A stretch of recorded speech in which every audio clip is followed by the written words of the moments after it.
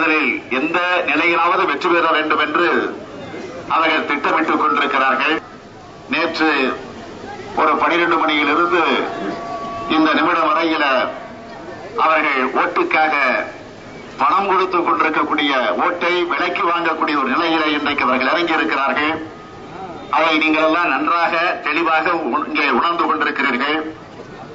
ஆக எனக்கு வந்திருக்கக்கூடிய செய்திகள் எல்லாம் என்னவென்று கேட்டால், ஒரு ஓட்டுக்கு 5000 ரூபாய் வழங்குவதாக அவர்கள் முடிவு செய்து 5000 ரூபாயும் வழங்கப்பட்டு, ஆனால் வந்து சேர்ந்திருப்பதோ வாக்காளர்களிடத்திலே பல இடத்திலே வந்து சேர்ந்திருப்பதோ 2000 என்றுதான் நாங்கள் கேள்விப்பட்டோம். ஆக ஓட்டுக்கு பணம் கொடுப்பதில் ஊழல் செய்திருக்கிறார்கள். எனவே முதலமைச்சராக இருக்கக்கூடிய ஒருவர், அதுவும் ஜெயலலிதாவுடைய பினாமி முதலமைச்சராக இருக்கக்கூடிய ஒருவர், அவரே நேரடியாக வந்து தனியார் ஹோட்டலில் தங்கி கொடுக்க வேண்டியதை கொடுத்து அது இன்றைக்கு இந்த தொகுதியில் வந்து சேர்ந்திருக்கிறது என்று சொன்னால், ஆக ஓட்டுக்கு பணம் கொடுத்திருக்கக்கூடிய ஒரு முதலமைச்சராக இன்றைக்கு ஓபி அவர்கள் இருக்கிறார் என்பதை படுபகிரமாக நான் அறிவிக்க கடமைப்பட்டிருக்கிறேன். ஆகவே நியாயமாக அவர் மீது வழக்கு போட வேண்டும். வழக்கு போடுவது மட்டுமல்ல, அவரை கைது செய்ய வேண்டும். அல்லது நான் சொல்வதில் ஏதாவது தவறுகள் இருக்கும் என்று சொன்னால், தெம்பு இருந்தா தைரியம் இருந்தா என் மீது அவருக்கு வழக்கு போடுங்கள், என்னை கைது செய்யுங்கள்.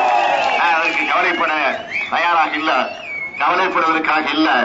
எனவே நான் உங்களை கேட்டுக்கொள்ள விரும்புவது, இதையெல்லாம் இங்கே குறிப்பிட்டு சொல்வதற்கு என்ன காரணம் என்று கேட்டால், எப்படியாவது இந்த நிலையிலாவது வெற்றி பெற்றுவிட வேண்டும் என்ற அந்த நிலையில இன்றைக்கு அவர்கள் இந்த தேர்தல் பணியில அவர்கள் ஈடுபட்டிருக்கிறார்கள்.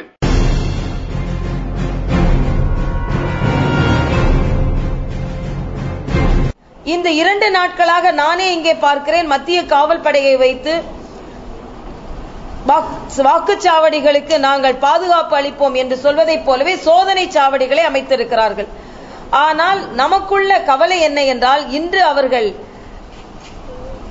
ஏற்பட்டிருக்கும் ஒரு நிலை மிக தாமதமாக எடுக்கப்பட்ட நடவடிக்கை என்று தான் நான் பார்க்கிறேன். மிக மிக தாமதமாக எடுக்கப்பட்ட நடவடிக்கை. ஏனென்றால் இந்த 2 நாட்களில் ஏறக்குறைய பணப்பட்டுவாடா எல்லாம் முடிவடைந்து விட்டது. இந்த பணப்பட்டுவாடா எல்லாவற்றையும் முடித்துவிட்டு அவர்கள் எல்லோரும் வேலையை முடித்துவிட்டு சென்று கொண்டிருக்கின்ற நேரத்தில் இங்கே சோதனை சாவடிகள் அமைத்து அவர்கள் இல்லாத இடங்களை தேடிக்கொண்டிருக்கிறார்கள் என்பதுதான் நமக்கு வேதனையாக இருக்கிறது. எது எப்படி இருந்தாலும் தேர்தல் நேர்மையாக நடைபெற வேண்டும். உயர்நீதிமன்றம் சொன்னதைப் போலவே 2 நாட்களுக்கு முன்னால் புதிய வாக்காளர் பட்டியல் கொடுக்கப்பட்ட பின்புதான் தேர்தல் நடைபெற வேண்டும். இங்கே அராஜகம் கட்டவிழ்த்து விடப்பட்டிருக்கிறது அவர்கள் மீது. இன்னொன்று, எங்கள் வேட்பாளரை தாக்கிவிட்டு எங்கள் வேட்பாளர் மீதே வழக்கு பதிவு செய்திருக்கிறார்கள். இது அதைவிட மோசமானது. இன்று காலை கூட வியாழன்மேடு என்ற பகுதியில் அதிமுகவினர் காலையில் ஓட்டுக்கு 5000 ரூபாய் கொடுத்ததாக தகவல் வந்திருக்கிறது. டெல்லியின் தேர்தல் முடிவு எந்த விதத்திலும் திருவரங்கத்தின் தேர்தல் முடிவை பாதிக்காது என்பதை நான் தெரிவித்துக் கொள்கிறேன்.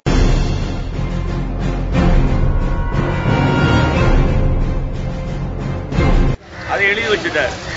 இது போக நீதி இருந்தா என்ன சொல்றாங்க, நான் என்னுடைய வாழ்க்கையே வந்து மரியாதைங்க ஊனப்பட்டவங்க, இவங்களுக்கு தாலிக்கு தங்கம், இந்த தங்கத்தை தோண்டி எடுக்கிற நாட்டு இதெல்லாம் எதுக்கு கொடுத்துருக்காங்க?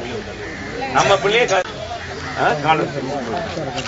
11, 12 இதெல்லாம் ஒரு முதலமைச்சர் சிந்தித்து வாங்கி கூட கொண்டு வந்தாங்க. மடிக்கணினி கொடுக்கறது, படிக்க வைக்கிறதுக்கு நம்ம வீட்டு தொடர்பு கட்டி 1 மாசம் தான் அவனுக்கு தான் சோறு ஆக்கி போட்டேன். இப்ப உங்களை